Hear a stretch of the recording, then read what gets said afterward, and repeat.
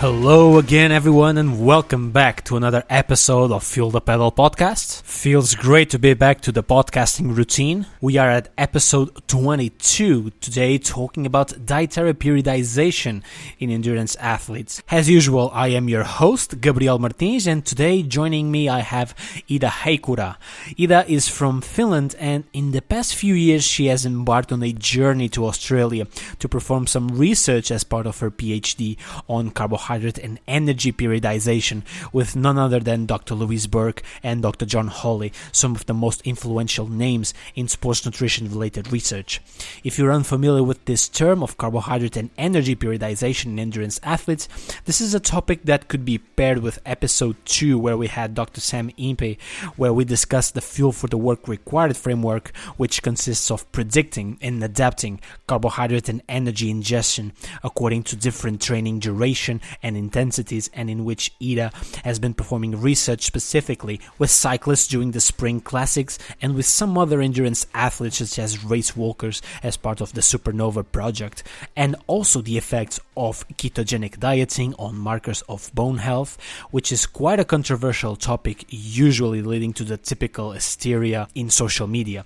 I'm sure Ida will provide an inside view of the practical application of this research she has performed. So let's get on with this straight away. Episode 22, Periodization of Energy and Carbohydrate Availability for Endurance Athletes, the state of the art with Ida Heikura, up next on Fuel the Pedal podcast.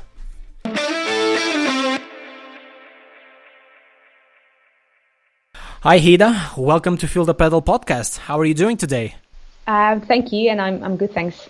Terrific, Ida. It's really good to have you on. I'm really looking forward to our talk. We have so many interesting things to jump into, and I can only thank you for taking the time to be here with us today. No, thank you for having me. The pleasure is all mine, Ida. So, Ida, before we get into all the specifics and all the research that was part of your PhD regarding carbohydrate periodization and energy periodization in endurance athletes, could you, for the listeners who may not know you, could you tell us a little bit about yourself, your background, where are you from, and especially how did you end up in Australia with Dr. Louise Burke and Dr. John Hawley researching on this topic? So I'm originally from Finland, where I completed my bachelor's and master's degrees in exercise physiology. And I guess towards the end of my master's degree, I realized I wanted to do a PhD in sports nutrition to basically learn more. And I guess this was around 5 years ago. And after that, I was in contact with Louise, John, and Trent to see if there was a possibility to collaborate with them in any way. And I actually came to Australia in October 2015 for the first Supernova race walking study, the study we've run every year since then. And I was so impressed by the quality of research that Louise and her team ran at the AIS that I decided I wanted to apply for a PhD in Australia. So I moved to Australia almost 4 years ago and just submitted my thesis early this year. I guess that sort of summarizes how I got to where I am today. Well, that sounds simply amazing, Ida. I believe many people in this field would agree that the Australian Catholic University, under the supervision of Dr. Louise Burke and Dr. John Hawley, of course, are a reference in this area for everyone aiming to study with the best. And we see that by the quality of the research that comes out of there, of course. So I believe congratulations are in order, shall we say, Dr. Ida Heikura? I'll just correct a little bit. So it's under examination now, so I've finished, but I'm still waiting to hear back. So officially, I'm still waiting to be called a doctor, but almost there. Okay, we're almost there. It's just a formality, but we're almost there, practically there. So you just mentioned the Supernova project, and just in case this is quite an unknown term for your project, could you please enlighten us and explain us a little bit about what Supernova is? Yes, the Supernova is a race walking study that usually investigates some sort of exercise dietary intervention around 3 to 4 weeks during a training camp in elite race walkers. So they come to Australia, to Canberra, where the AIS is based, and they take part in a training camp that's also at the same time a research study. And there's been many different topics around the training camps, and it's a great opportunity for the athletes to learn more about themselves and how their bodies react to certain dietary interventions during training. But it's also a really good opportunity to do world-class research in elite athletes. That's really rare when you want to do an intervention in athletes. Now that really is amazing, and you were definitely able to pull off some of the best research out there with endurance athletes regarding carbohydrate and fat metabolism, and you've surely made some really important contributions to this field, and we should all be thankful for your work. So Ida, onto the topic that brings us here today. I believe it's fair to say that perhaps contemporary nutrition guidelines nowadays promote a variety of periodized and time-sensitive recommendations, but perhaps current information regarding the knowledge and practice of these strategies among world-class athletes may be limited or coming from the wrong sources and suffering from some social media noise, perhaps.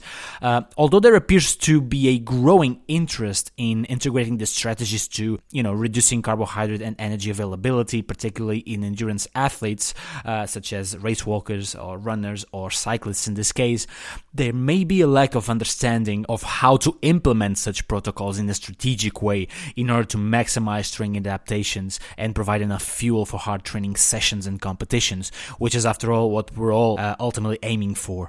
On the other hand, I believe the ketogenic diet grew in popularity in the past decade, with extremist positions blindly defending its benefits not only for weight loss purposes but also health purposes. And it didn't take long for athletes to engage into such practices, but only now research is starting to shed some light on how to properly periodize carbohydrate and energy during training season and the implications of a long-term ketogenic diet on the human body, in particular on bone health markers, as some of your latest research got to study.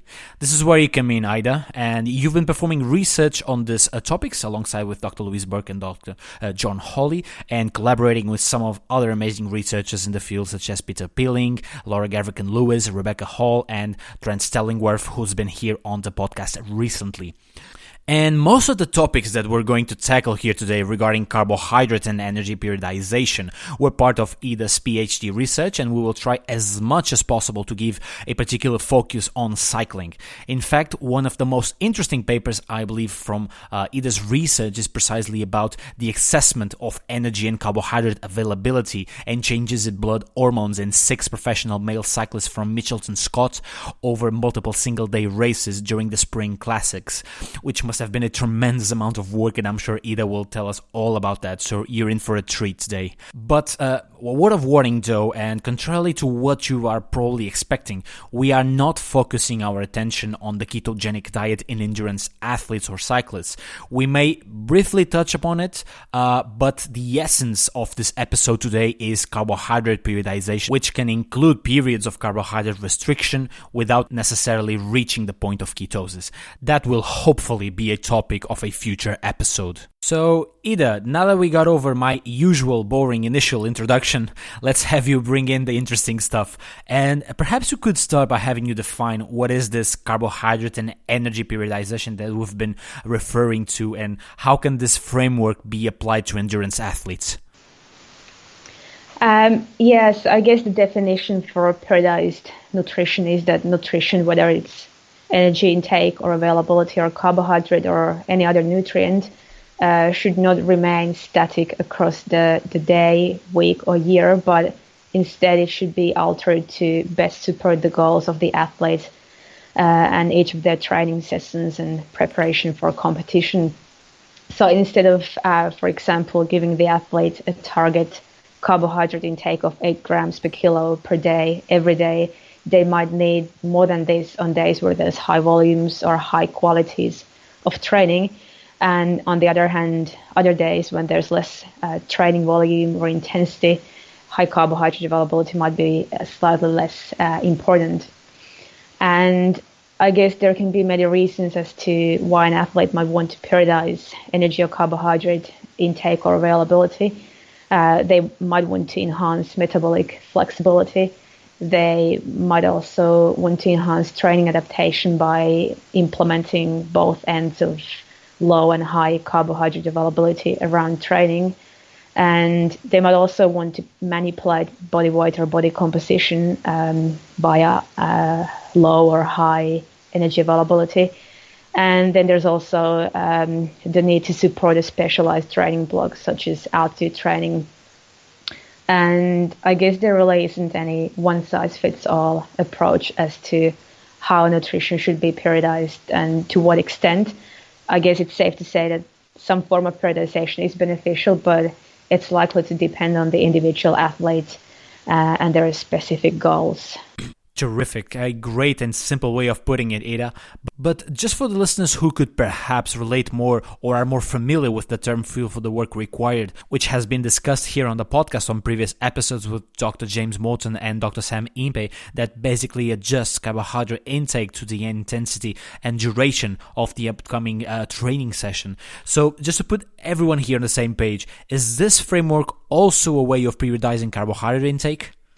Yes, I would say so. I actually love the concept of fuel for the work required, and I think what I don't know is how accurately it should be implemented. So if it has to be done on a session by session or day by day or across a longer time period, but I do love the concept. So I would say yes, kind of matching the fuel intake to the demands of training and racing is important.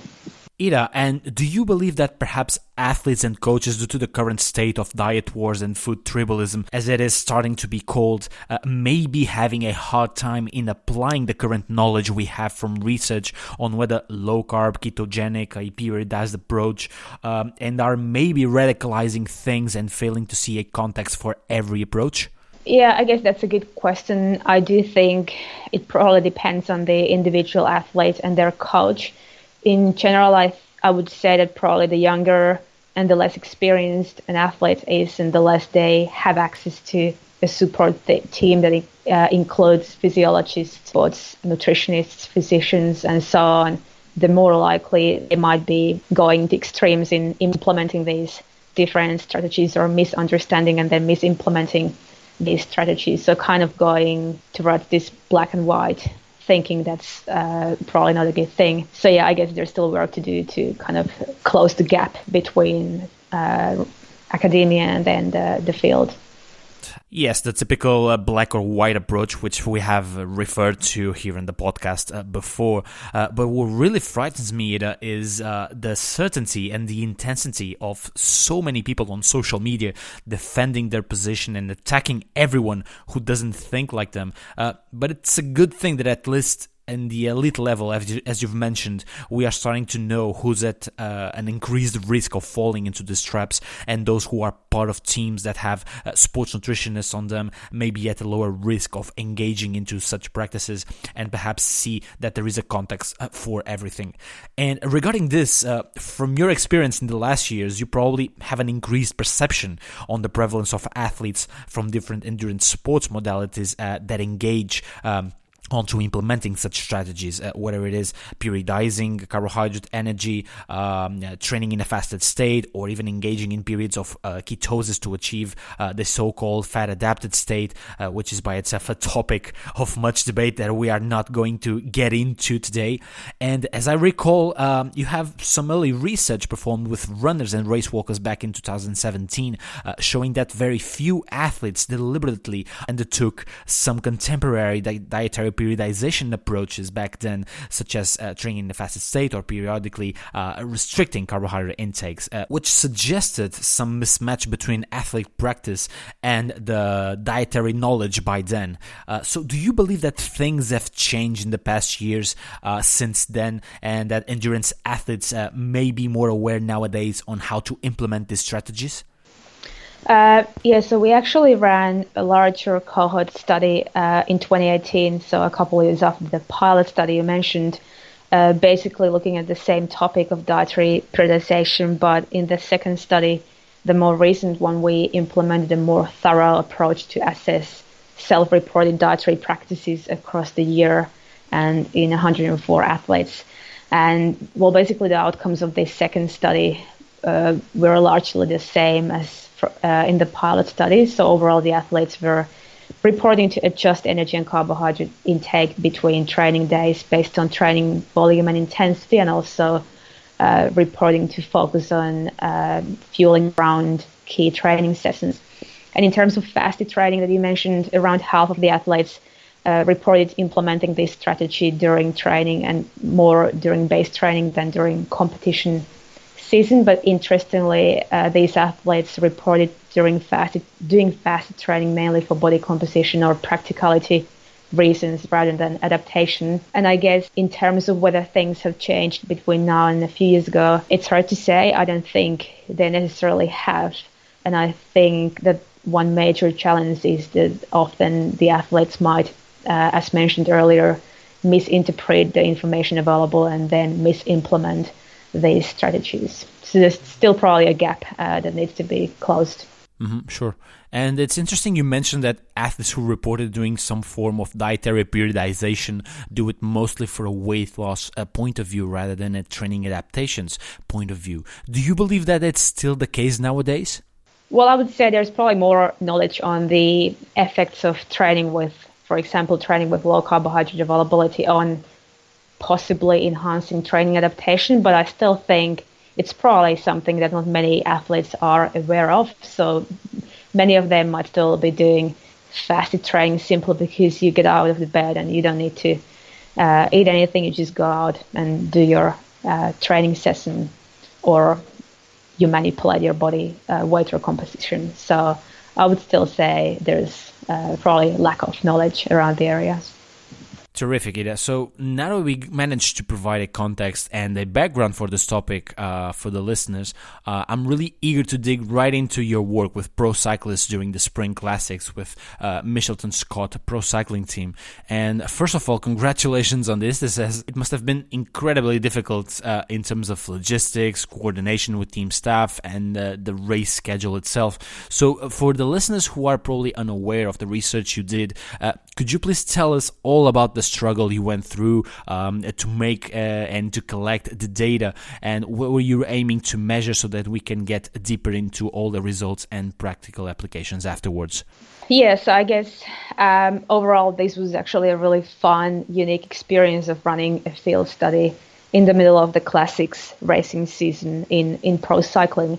And I guess there's always some challenges when a study involves elite athletes and then when the study is also conducted in a field environment. But we had a fantastic team and the riders were awesome. So I think it went surprisingly well in the end. And actually a lot of the work was done at the background before traveling to Belgium. And we had people like Mark Quode, the sports scientist for the team, Roger Palfreeman, the team physician, and Louise Burke, who was the senior author in the paper, as well as my PhD supervisor, who all helped out and contributed to the planning of the study before it actually happened. And then in Belgium, we worked closely with Nikki Strobel, who was and still is the chef and nutritionist for the team. And this was a crucial collaboration because we were able to get all the recipes and food or product information from Nikki, which enabled us to get the dietary data as accurate as possible. And then we also had Rita Civil in Belgium help out on site. And of course, the collaboration from the staff that was in Belgium was amazing. We did have some struggles in terms of last minute dropouts due to illness and injury that are unfortunate, but there's really not much you can do about them at that point. So we went from a planned sample size of 11 riders to total of 6 in the end, which was still fine. And because of the nature of the classics, we were unable to get some data we originally planned to collect, including body mass and fueling intake during the racing. And also because it was a field study and in a different or foreign country to us, we didn't have access to laboratory testing that we usually would have liked to include, such as RMR measurement, DEXA for especially bone density testing and so on. But overall, I think we managed to complete the study as planned and got some pretty cool data. And I guess some our main goals were to assess dietary intakes and exercise energy expenditure to estimate or derive energy availability on each of the days during the 8-day study period. And during this period, the riders had 4 single-day races, so they had 1 or 2 days off in between racing. So kind of a different format compared to the Grand Tours, where you race basically almost every day. In addition to the food diaries and exercise component, we also had blood samples for some key hormone measures before and after the study, as well as skin folds, body mass and hydration testing throughout the study. And our aim was to sort of add to the existing cycling and energy availability literature, which lacked the analysis of classics in general, but specifically there is not really a lot of estimates of energy availability in cyclists. Yeah, so those were our main goals, I guess.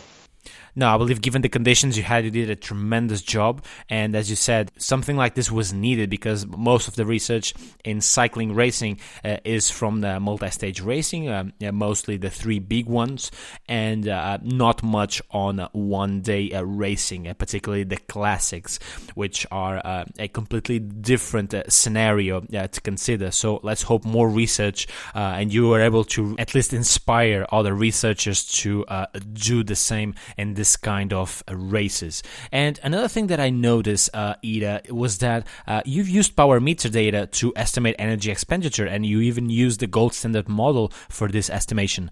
Were you familiarized with this process? What can you tell us about this? Yeah, so we actually had Mark Quode take care of the exercise energy expenditure component. But basically what he did was collect the power meter data from each of the riders, and this is something he does every day anyway throughout the year.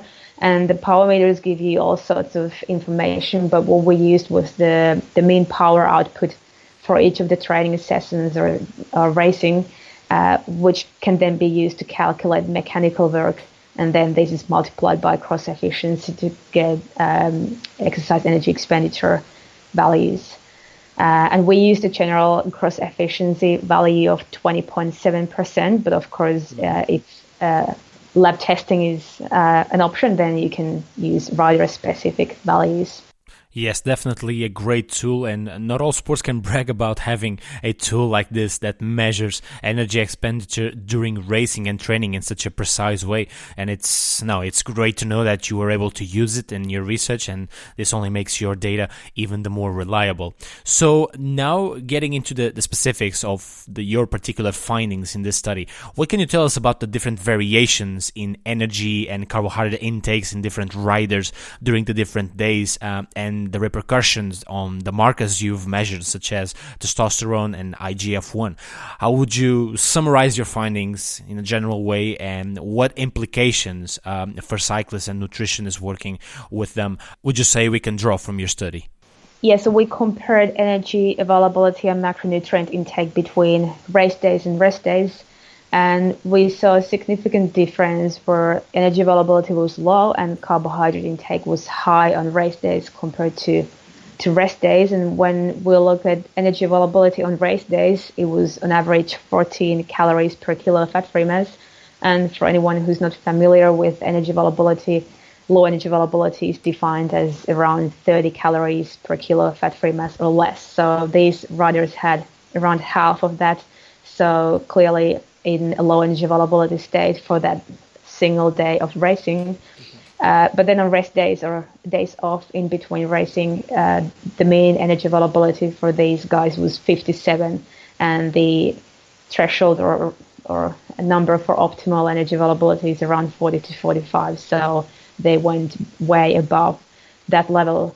And when we looked at the rolling average across the whole 8-day period, the main energy availability for these guys was actually 36 calories per kilo fat-free mass, which is not quite optimal, but pretty okay, I would say, considering these are male athletes. Mm-hmm. And I guess that last fact is reflected in the blood work that we collected before and after the racing period, where we didn't really see much of a change in any of the blood markers apart from this single rider who was actually restricting intakes compared to the other riders. So his energy availabilities were 6 and 52 on race and rest days.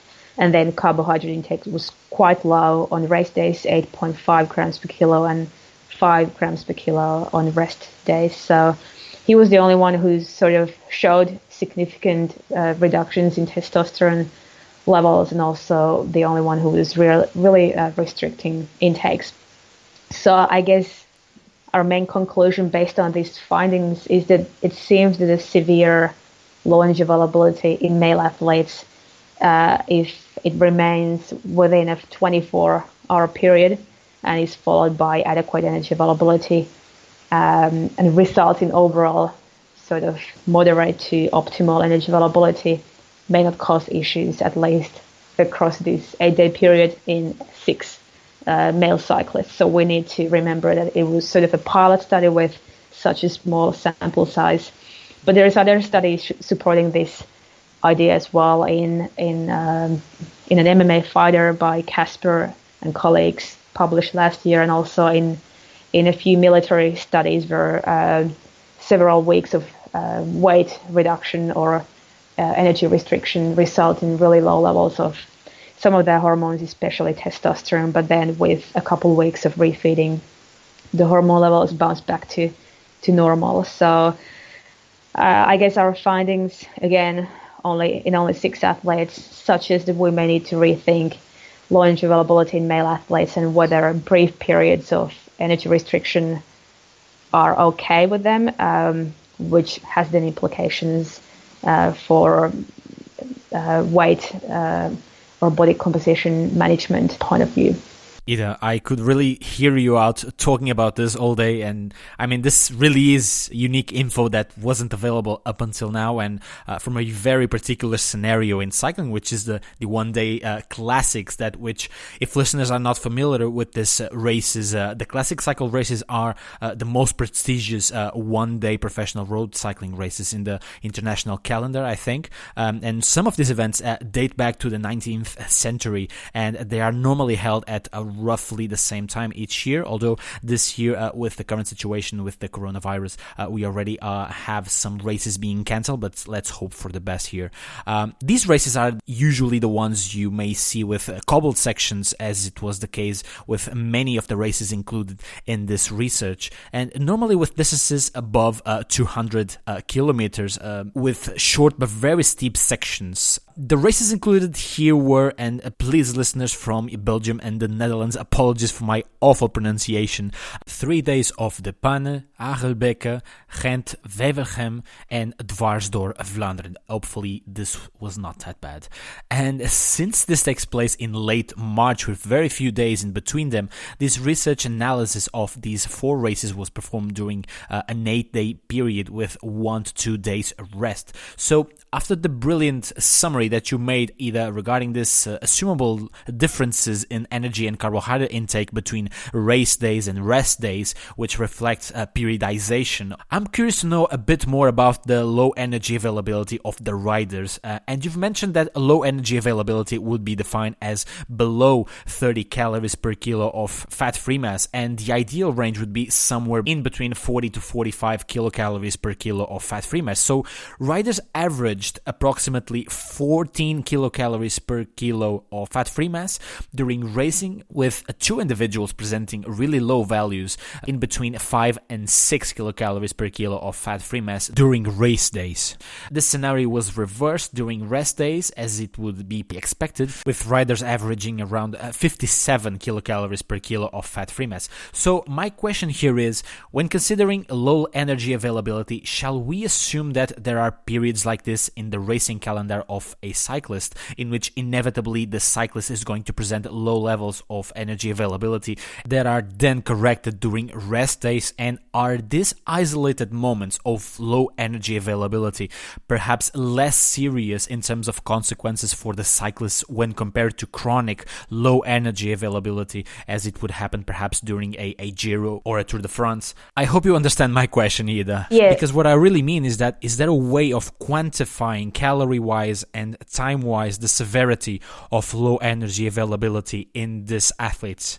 Yeah, I do. That's a really good question. I don't think we actually know the answer quite yet, but there's many things to consider, such as the length of the low energy availability or energy restriction. So how long is it? A couple days or a few weeks? And also the depth. Is it just a minor reduction in energy intake and energy availability, or is it significant as in these riders on race days? I would say, or I would guess that the longer and or the more extreme the reduction is, the more serious consequences might be. But then also whether the athlete will rebound after a period of refueling is another question. Also, I would say to your question earlier about whether this kind of single day racing where you drop to low levels on single days and then rebound the next day is probably less extreme and probably less concerning than the stage racing when you might have 3 weeks of really low energy availability throughout the time period. But we need more research around the area, definitely. Perfect. So just to summarize, I think this research allows us to get 2 things clear. One being the dietary periodization in cyclists and how energy and carbohydrate intakes are adjusted according to racing characteristics and rest days, which means that periodization is not exclusive to training, but also to alternate days of racing as well. And we also learned that there are days of inevitable low energy availability in cycling during races that are perhaps not as serious as moments of chronic periods of low energy availability, and can also vary according to the severity of restriction, which we should definitely keep an eye out for. But as I understand, Ida, these periodization strategies may not be unique to cyclists, and a considerable part of your research was performed with elite race walkers and also runners. What can you tell us about the dietary periodization of these endurance athletes compared with cyclists? Well, I would say overall they're probably less extreme, as cycling, racing, and also training is quite intense in terms of volumes of exercise and resulting in high exercise energy expenditure compared to lots of other Olympic endurance events, and especially the middle distance running events and even longer distance. 50k race walk is probably the exception here. But the other difference is with cycling, as you obviously know, you have these longer periods of racing where you race, if not every day, then every second day. Meanwhile, if you run a marathon or do a 50k race walk event, you do just a few during the year and not kind of back to back. So there's a difference in terms of how these athletes race in different sports, which probably creates differences in the extremity of dietary periodization around racing. Ida, so according to our conversation here, it seems pretty much accepted that periodizing carbohydrate is the adequate strategy to perform nowadays with endurance athletes instead of evenly distributing carbohydrate across the day during training periods. Still, can we assume that there are no consequences on the athlete's immune function when performing, for example, sleep low, train low strategies in endurance athletes? And this also makes me wonder if there are any particular situations in which perhaps sticking to the traditional model of keeping carbohydrate evenly distributed throughout the day would be more suitable than periodizing. So we did a sleep low study with elite triathletes a couple of years ago, and this paper where Alana McKay is actually the lead author. And in our study, we had elite female and male triathletes complete 2 4-day blocks of training in a crossover design with either sleep low or sleep high approach. So in both of these treatments, the athletes consumed the same amount of carbohydrate per day, but timing of intake was different between sleep low and sleep high. So basically, sleep low meant that most of the daily carbohydrate was consumed before the afternoon high-intensity exercise, and then the following morning there was a fasted low-intensity exercise session, and then in the sleep high intervention, the same total amount of carbohydrate was consumed each day, but it was evenly distributed across the day. And in Alana's paper, we reported the outcomes in terms of immunity and iron status. And basically what we saw was that this type of a brief 4-day exposure to altered carbohydrate availability around training had no effect on immunity or iron status. And this was actually not something we were expecting to see, as we know that training with low glycogen availability increases the release of the cytokine IL-6 from the skeletal muscle which then translates into many things. But in terms of iron health, it increases hepcidin response.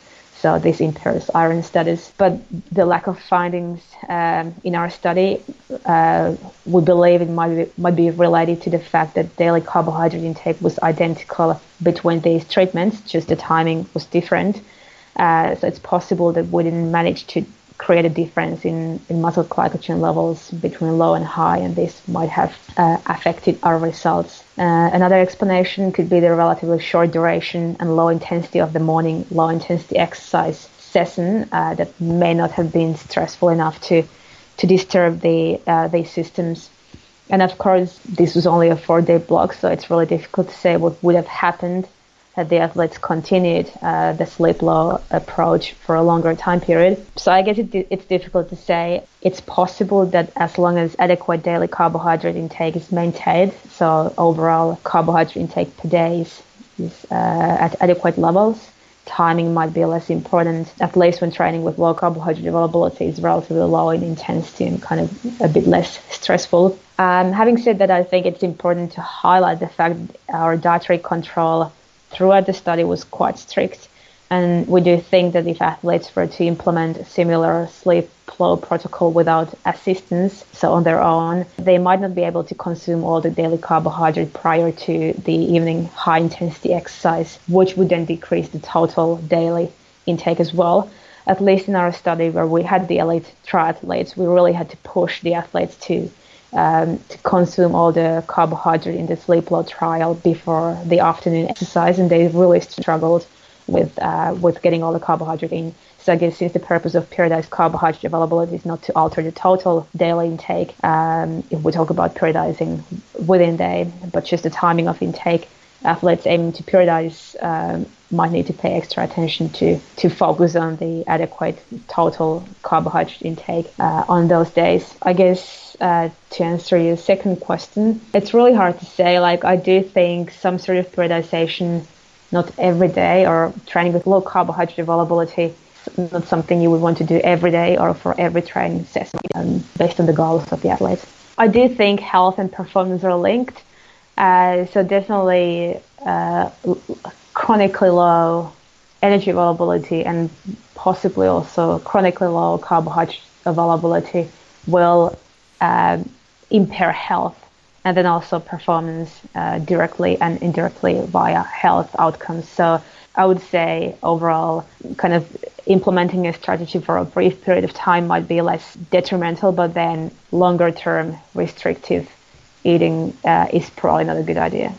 Understood. So at least on a short term, manipulating the timing of carbohydrate intake, restricting it in the night period only, wouldn't probably be detrimental to health or markers of immunity, although this is perhaps more dependent on total carbohydrate intake rather than just manipulating its timing, as you've mentioned. Still, more research is needed to with longer duration trials that result on a significant glycogen depletion to see if there are any consequences in terms of immunity. And this leads to your most recent research that I wanted to get into, and perhaps the most controversial one regarding the impacts of the ketogenic diet on bone health, also with elite race walkers. So could you please get on the specifics on this? During how many weeks were the athletes on a ketogenic diet, and what were the results and the main outcomes from this research? Yeah, so we had elite female and male race walkers participate in the Supernova study in Canberra at the AIs, and the study was a total of 6 weeks, where we had the first phase was a 3.5 week high carbohydrate or low carb high fat diet based on athlete preference, and then we had an acute reintroduction of carbohydrate for a subset of athletes. And as part of the Supernova studies, we do quite a lot of testing on the athletes, but for this paper we had a hybrid lab field test, which was a long walk, 25 Ks for the males and 19 Ks for the females. And around this testing or this exercise, we measured markers of bone remodeling from blood samples in the morning after a standardized diet-specific breakfast, and then immediately and 3 hours after the exercise test. And the markers we were looking at were CTX, which reflects bone breakdown, and then P1NP and osteocalcin, which reflect bone formation. And yes, as mentioned, after the 3.5-week dietary intervention, we did a third test where the athletes got a high carbohydrate breakfast and then completed the same long wall test with same blood collection as earlier. Basically, we tested the athletes before and after the 3.5-week intervention to see what happens to bone remodeling markers at rest and during exercise when in a keto adapted state. And then the purpose of the third test was to see if an acute high carbohydrate meal or high carbohydrate availability after keto adapted would change the bone marker response to the same exercise test. And what we found was that the marker of bone breakdown increased and markers of bone formation decreased at rest and during exercise after the 3.5-week keto diet, while no change was seen in the high carb group. We also found an acute rebound of the marker of bone breakdown with the high carbohydrate meal, but no change in markers of bone formation. So it does seem like there's something going on in terms of keto diets and markers of bone turnover. However, I think it's good to emphasize that we measured markers of bone remodeling, which is not the same as bone density. So based on our findings, we can say what happens after a 3.5-week keto diet to bone metabolism. But whether these changes transfer into actual changes in bone density across time, and if keto is continued, and whether the activity level of the athlete or the type of the athlete has any effect on these outcomes, that's something that really can't be concluded based on our studies. So I guess we would really like to see further studies on this topic, and especially on the longer term effects of keto diets on bone health in athletes. Well, definitely a topic of much debate with potential to bring out some predictable and defensive comments on social media by the keto supporters who are surely going to say that the study was not well performed, not long enough, not keto adapted as usual, but I believe Ida was very clear in showing what the study implications really are and what the main limitations are, since they didn't measure markers of bone mineral density, but bone modeling and remodeling, which needs to be further studied.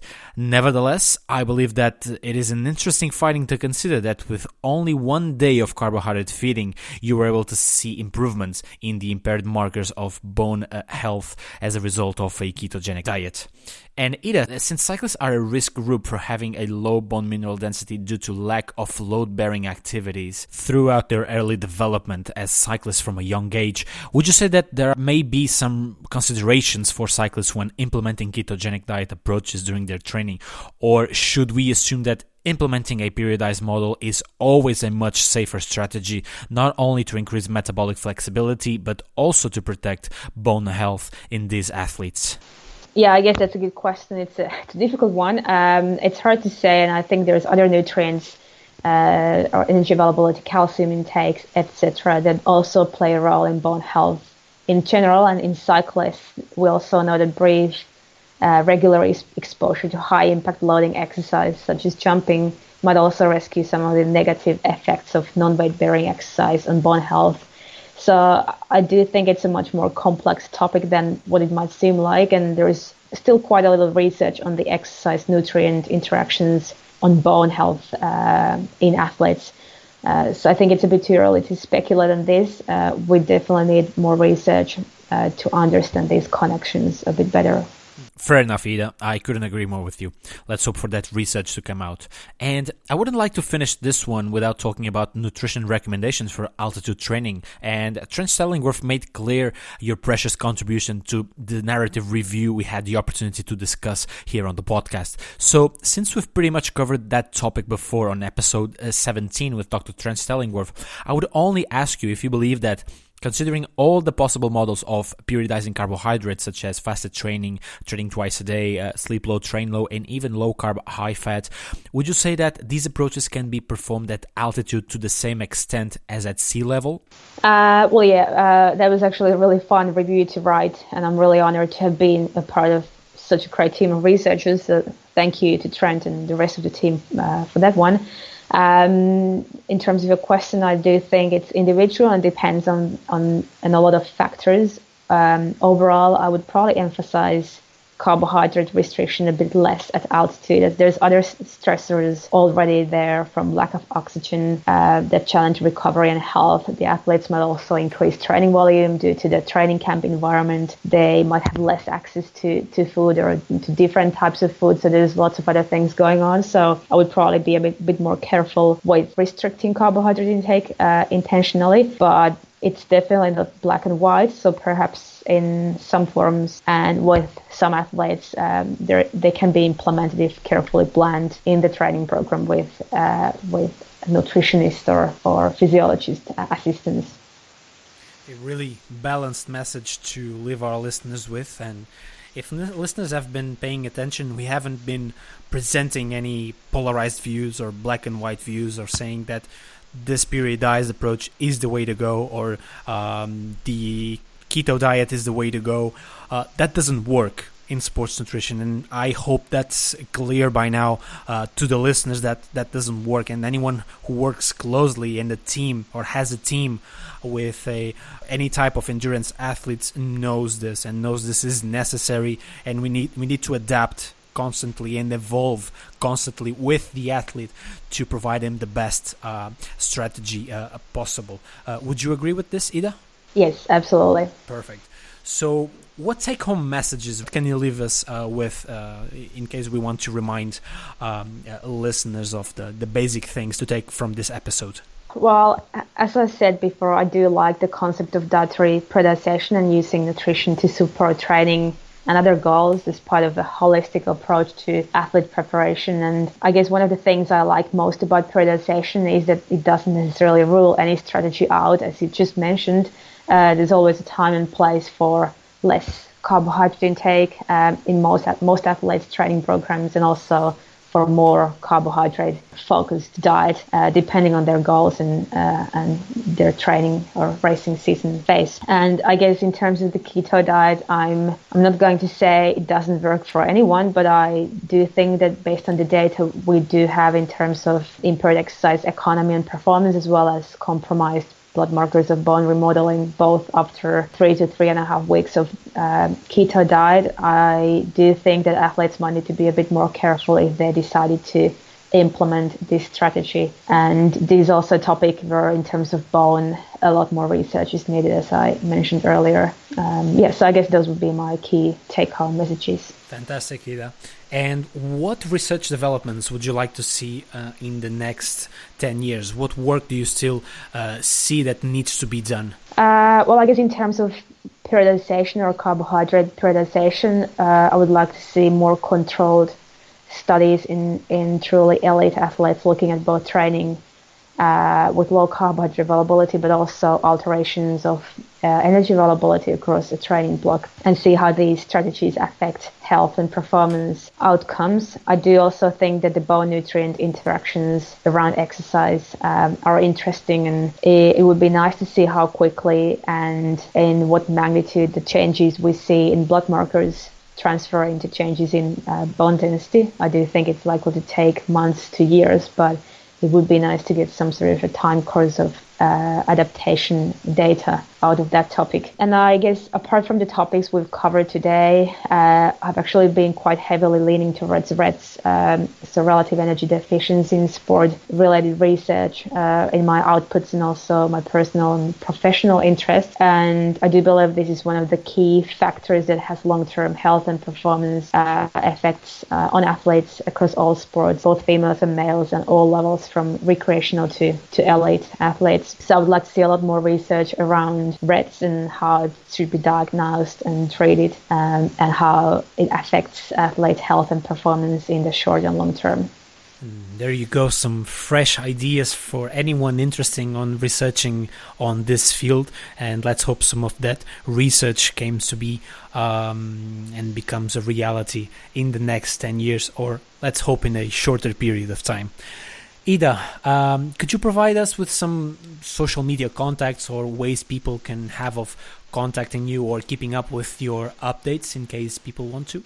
Yes, I do have a Twitter account that I'm trying to keep more or less active. So it's just my username is Heikura, and I'm happy to provide you my email address. You can put it on your website as well, but that's probably the best way to contact me. Okay, terrific. I'll include this information on the show notes of this episode on fuelthepedal.com. And Ida, this has been just fantastic. I can't thank you enough for joining me here today. You've had a brilliant academic path so far with precious contributions to our field, and for that and for taking the time to be here, I thank you, Ida.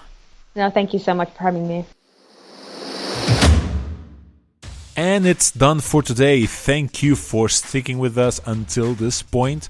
I hope you have enjoyed this one, and let's hope we can tackle the specific topic of ketogenic diet in endurance athletes on a future episode. Until then, we'll have some really interesting topics coming on, so stay tuned, everyone. Take care, guys.